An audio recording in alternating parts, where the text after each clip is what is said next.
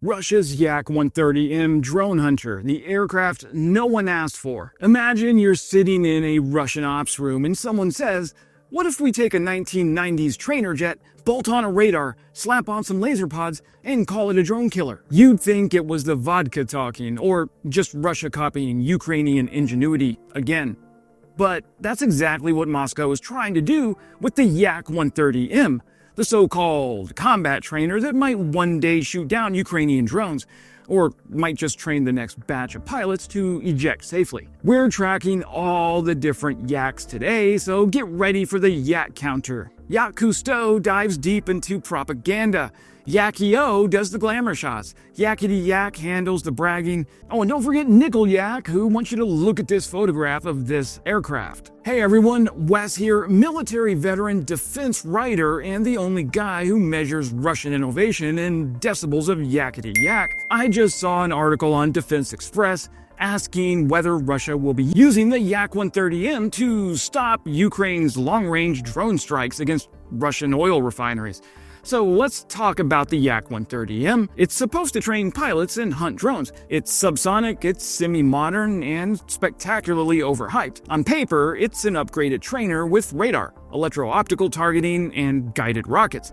But in practice, it's Russia's newest broken link in their kill chain. The Yak-130 was born in the 1990s when Russia teamed up with Italy's airbases to replace the old L-39 trainers.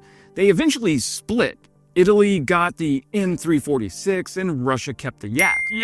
The aircraft entered service in 2010 and works fine as a jet trainer. It's reliable, it's twin-engine, with a digital cockpit that can mimic the handling of 4th generation and 5th generation fighters, assuming Russia had any 5th generation fighters. I mean, that's his job, right? Train rookies, not shoot down drones. But then Ukraine started hitting Russian oil depots hundreds of kilometers from the border with homemade kamikaze UAVs. So Moscow needs a new headline: a drone-hunting light attack aircraft. Enter the Yak-130M. The United Aircraft Corporation rolled out the first Yak-130M prototype at Irkutsk with 2 more in assembly. It features the new BRLS-130R radar, SOLT-130K laser pod, and the President S self-protection suite. Technically, that makes it a multi-role platform capable of spotting, tracking, and engaging small targets, but it's still a test batch. Just 3 airframes. So what we're seeing isn't a new air defense fleet, it's a flying proof of concept. The Yak-130M also gets the new SM-100 engine, offering 20% more thrust without adding weight. That's a welcome upgrade for the Russians, but the jet remains subsonic, designed for stability, not sprinting after targets. So it's not intercepting much of anything that doesn't want to be caught. But now here's where things get creative. Russian media now calls the Yak-130M a drone fighter. It could, in theory, carry the S-8L, a guided version of the old 80mm rockets using semi-active laser guidance. Sounds impressive, but the S-8L hasn't entered mass production. It exists mainly in renderings and mock-ups. So unless Russia starts launching prototypes at prototypes, this drone hunter will have to wait for its ammunition to be invented. Even if the rockets existed, the engagement geometry is brutal. A small, fast, low-flying drone gives you seconds to detect, lock, and fire.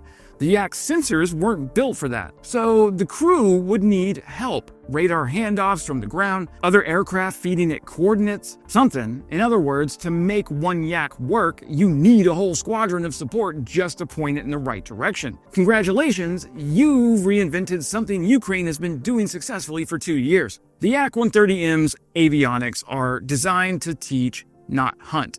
Its 2-seat layout is perfect for instructors, not weapons officers. You can teach dogfighting in it, but chasing slow UAVs at night requires automation, radar discrimination, and ultra-fast targeting. The Yak's radar can detect larger aircraft and maybe drones the size of a small car, but Ukraine's long-range UAVs are often made of plywood, fiberglass, and therefore those radar beams will bounce off into the void while the drone keeps humming towards another oil depot. And even if that Yak spots something, then it still has to shoot.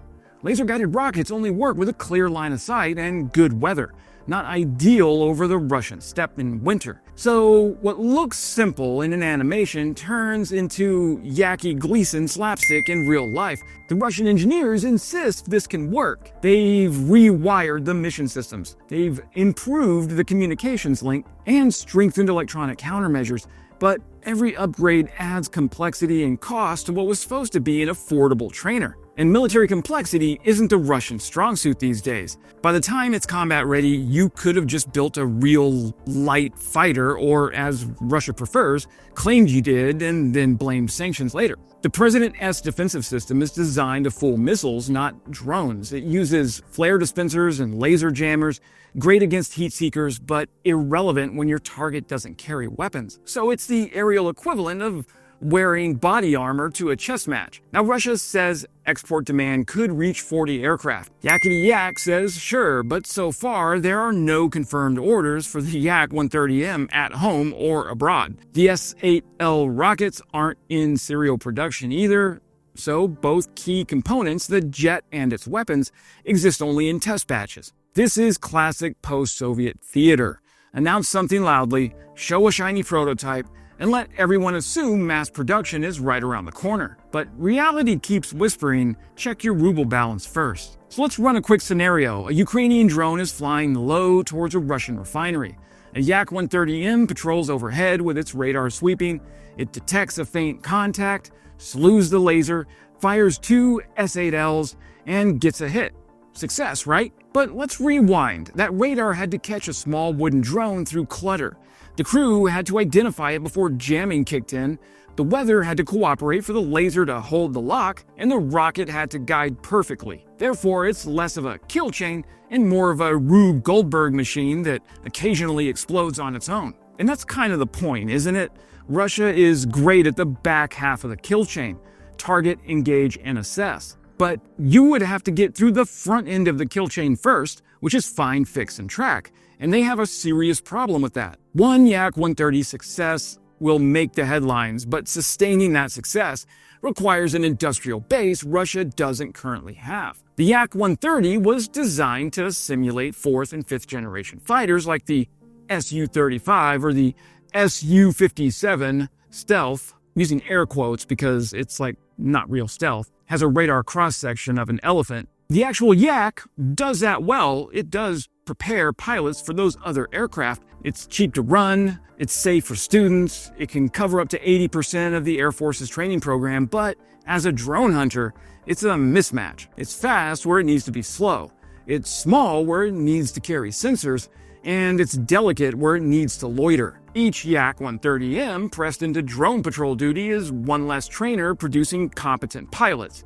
And Russia already has a pilot shortage. It's a textbook case of robbing Peter to pay Yak. For the Kremlin, the Yak 130M isn't really about drones at all. It's about optics. It says, we're innovating, we're adapting, but adaptation without scale is theater. So the Yak becomes a prop, a way to look modern while the air defense network still relies on aging S-300s and lucky weather. Expect to see it at air shows painted in new Russian camouflage with state media narrating drone kills that probably happen in Photoshop. Meanwhile, the real innovation in the air war belongs to Ukraine, whose garage-built UAVs cost a few $1,000s and regularly outsmart billion-dollar defenses. The Yak 130M will fly. It will test, and it might even hit a drone someday, but isolated successes don't equal doctrine. Russia's real problem isn't a lack of aircraft, it's a lack of integration.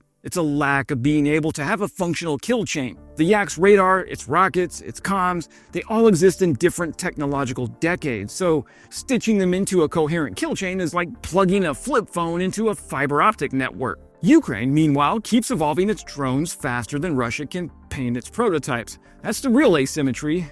So yes, the Yak 130M could become Russia's drone hunter, but until they mass-produce the weapons, integrate the sensors, and train the crews, it's mostly another yakety-yak moment. That's it for today, my friends. Subscribing is the best way to support this channel and these videos. And remember, in modern warfare, seeing the threat is half the battle.